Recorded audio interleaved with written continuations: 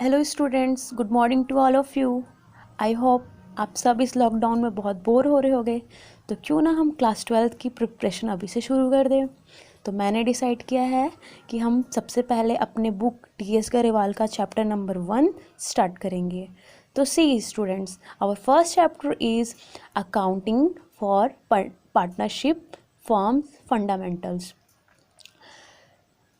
तो I hope in your class 11th आप लोगों ने chapter number 2 forms of business organization में पार्टनरशिप के बारे में कुछ चीज़ें पढ़ी होंगी। तो चलिए रिकॉल करते हैं। What is partnership? Partnership means when two or more person coming together to share the profit of a business and to do the business. Okay तो चलिए अब हम अपना बुक्स देखते हैं। तो हमारे बुक में हमारा पहला चैप्टर, पहला पॉइंट क्या है? Meaning and definition of partnership. See, partnership जो है मैंने आपको अभी मीनिंग बता दिया। What is that? Where two or more person coming together to do the business. अब डेफिनेशन की बात, तो हमारा पार्टनरशिप का जो डेफिनेशन है वो हमारा इंडियन पार्टनरशिप एक्ट 1932 सेक्शन 4 में गिवन है, जो कि है आपका partnership is the relationship between person who have agreed to share the profit of a business carried on by all or any of them acting for all. आप ये definition ज़रूर याद कर लीजिए। क्यों?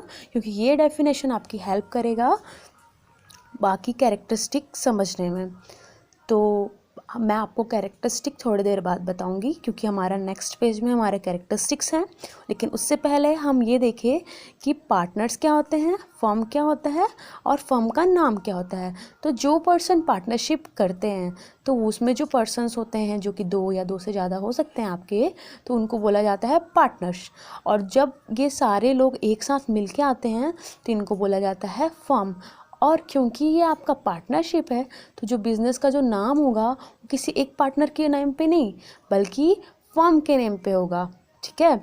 Our next topic is nature of partnership. तो partnership जो है वो अकाउंटिंग व्यू पॉइंट से देखा जाए तो क्या है? Separate business identity. In class 11 chapter number 3 हमने 11 कंसेप्ट सीखे हैं, जिसमें हमारा फर्स्ट कंसेप्ट है सेपरेट लीगल आइडेंटिटी। इसमें ये कहा गया है कि जो ऑनरशिप है, यानी जो ऑनर है, उसकी आइडेंटिटी अलग होती है, उसकी पहचान अलग होती है, और जो बिजनेस है उसकी पहचान अलग होती है। हम दोनों को एक साथ मर्ज नहीं कर सकते। तो ऐसा ये बात अकाउंटिंग व्यू पॉइंट में कहा गया है। वहीं अगर हम लीगल व्यू पॉइंट में देखें तो उन्होंने इस बात को नहीं माना। उनके हिसाब से partnership firm is not a separate legal entity from its partner. मतलब उनका ये कहना है कि ऑनर का पहचान उसकी बिजनेस के पहचान से अलग नहीं होता है, बल्कि सेम होता है। अगर आपको लगता है कि आपको इसके बारे में थोड़ा और जानना है तो प्लीज़ आप मुझे कमेंट कीजिएगा, मैं आपको और अच्छे से ये चीज़ बताऊंगी। लेकिन हमारा चैप्टर जो है वो भी बेसिकली पार्टनरशिप पे डिपेंडेड है, इसलिए मैंने सोचा कि मैं आपको जितना ज़रूरत है अभी बस उतना ही बताऊँ। चलिए next page is our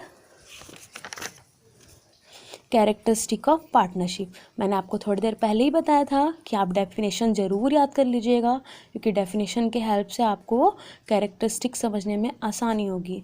C, our first point is 2 और मोर पर्सन। अब आपको पता है कि अगर पार्टनरशिप कर रहे हो तो दैट मीन्स एक पर्सन तो पार्टनरशिप करेगा नहीं, उसके लिए एटलीस्ट आपको 2 से ज़्यादा लोग चाहिए। लेकिन ये चीज़ आपको बहुत ज़रूरी है जानना कि कौन कौन पर्सन पार्टनर्स नहीं बन सकते। तो हमारा इंडियन कॉन्ट्रैक्ट एक्ट 1872 में ये बात मेंशन है कि जो पर्सन, हर कोई पार्टनर बन सकता है एक्सेप्ट जो माइनर हो, माइनर मतलब 18 साल से नीचे हो, एक्सेप्ट अनसाउंड पर्सन। अनसाउंड मतलब जो थोड़ा दिमागी, जिसकी हालत कंडीशन ठीक ना हो, वो भी पार्टनर्स नहीं बन सकता।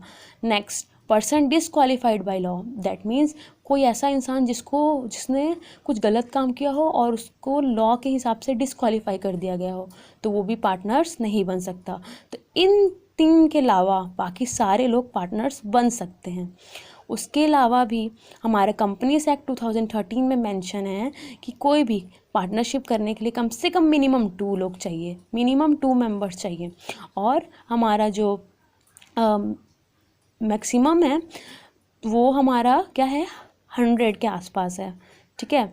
चलिए next point is our agreement.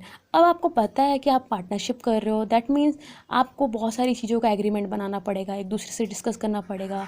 इसमें आप ये बताते हो कि हमारा फर्म का नाम क्या है, कितने पार्टनर्स हैं, हमारा बिजनेस कहाँ है, हमारा बिजनेस कब तक चलेगा, किस चीज़ का बिजनेस होगा, ऐसे सारे डिटेल्स आपका एग्रीमेंट में मेंशन होता है और इस एग्रीमेंट को पार्टनरशिप डीड के नाम से भी जाना जाता है।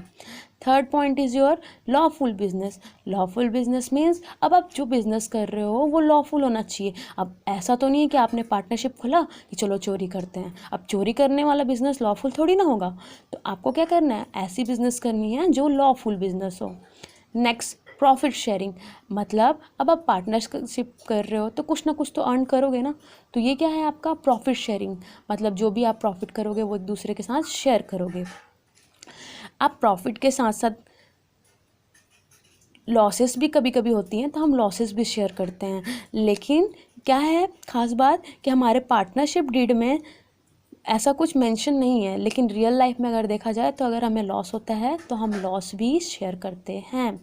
Business can be carried on by all or any of them acting for all, that is the last point. See, मैंने आपको डेफिनेशन में भी ये लाइन बताई थी, इसका मतलब ये है कि बिज़नेस जो है वो चाहे तो सारे पार्टनर्स कर सकते हैं या फिर कोई एक पार्टनर करेगा सब पार्टनर्स के बदले। अब मेरी वीडियो यहीं पे मैं समाप्त करती हूँ। अगर आपको मेरी वीडियोस अच्छी लगी तो प्लीज़ लाइक और सब्सक्राइब कीजिए, और ताकि मैं आगे भी वीडियो बनाऊँ, और मैं आपको अपने नेक्स्ट वीडियो में राइट्स ऑफ पार्टनर से स्टार्ट करके आगे की चीज़ें बताऊँगी। Thank you.